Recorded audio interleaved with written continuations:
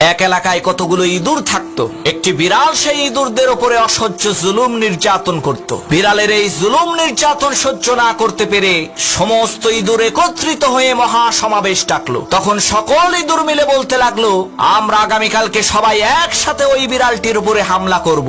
কেউ বলল আমি বিড়ালের পা ধরবো, কেউ বলল আমি ঘাড় ধরবো, আবার কেউ বলল আমি বিড়ালের লেজ ধরবো।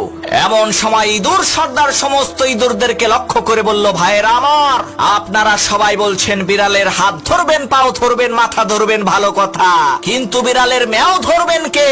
ওই হিংস্র বিড়াল যখন আপনাদেরকে ধরার জন্য রাগান্বিত কণ্ঠে ম্যাও বলে উঠবে, ওই ম্যাওয়ের হুঙ্কার শুনে আপনারা নির্ভয়ে সাহস করে সেই ম্যাওটাকে কি ধরতে পারবেন? তখন কোন ইঁদুর আর কথা বলে না।